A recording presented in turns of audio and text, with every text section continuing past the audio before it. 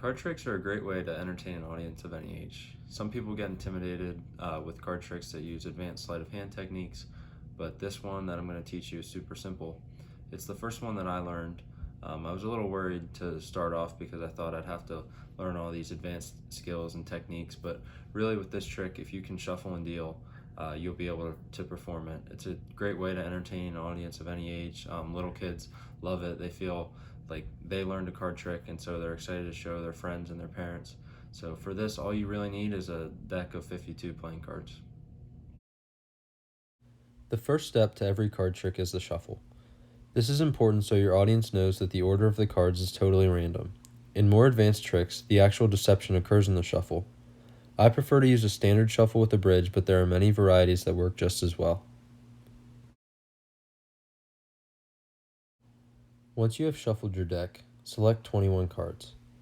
You will do this by dealing the cards one at a time into a pile.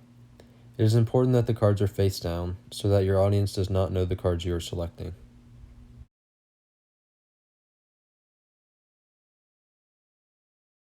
Now is the time to get your audience involved.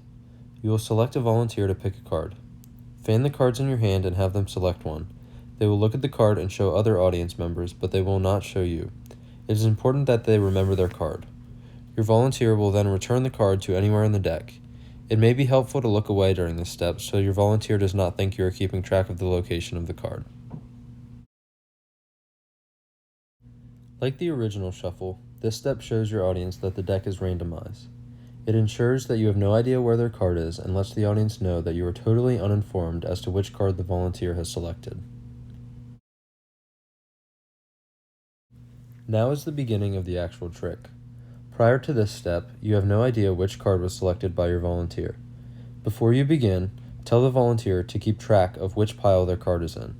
You will lay the cards face up into 3 piles. It is easiest to keep track of your piles if you deal right to left. Once all 21 cards have been dealt, your volunteer will indicate which pile their card is in.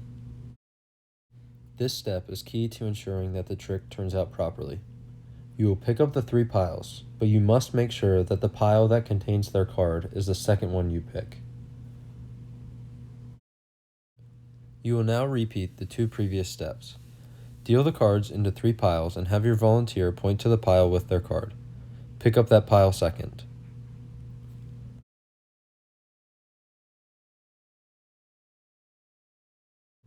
Once again, you will deal the cards into 3 piles.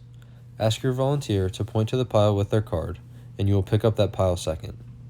It may seem redundant, but the 3 repetitions are key to ensuring that the trick turns out properly. Now it is time to reveal their card. This is the point where you show the audience that you have selected their card.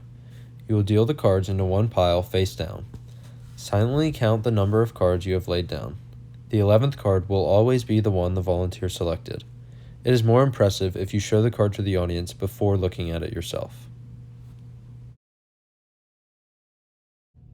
This is one of the simplest card tricks to learn because there's really only a few steps to remember.